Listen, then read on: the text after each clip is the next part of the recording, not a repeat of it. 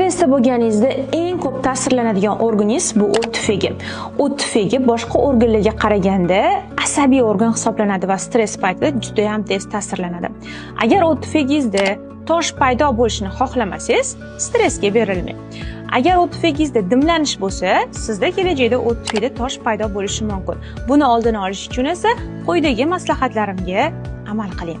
Birinchi navbatda ratsion. Ratsionda sodda uglevodlar va trans yog'larni chiqarish kerak. Eng foydalisi bu ratsionda yog'larni ko'paytirish, ya'ni ko'pchilik ozaman, jigarimga, o't tufayimga foyda deb yog'larni kamaytirib tashlashadi. Lekin afsuski, o't tufaygi yog'ni juda ham yaxshi ko'radi, achchiq mahsulotlarni yaxshi ko'radi. Shuning uchun ratsioningizda achchiq mahsulotlar va yog' bo'lishi kerak.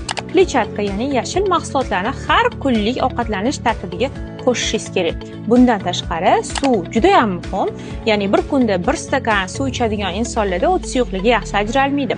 Shuning uchun ham bir kunda kamida 2 litrgacha toza suv iste'mol qilishni odat qiling. Jismoniy harakat, ya'ni jismoniy faollik har bir insonda bo'lishi kerak. Bu har bitta organimizni yaxshi ish faoliyatini ta'minlaydi.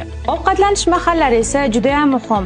Betartib ovqatlanish, kuniga 3-4 kun ketma-ket och yurish yoki interval ochlikni bilar-bilmas holatda qo'llash yoki bo'lmasam 5 mahaldan 6 mahalgacha tez-tez kam-kamdan ovqatlanish ham o't tufayli muammolarni keltirib chiqaradi. Shuning uchun ham ovqatlanishni 3 mahal yoki 4 mahalgacha qilishingiz mumkin. Eng ma'qul esa bu albatta 3 mahalli ratsion. Agar bu maslahatlarimga amal qilsangiz, sizda o't tufayingizda muammolar kelib chiqmaydi.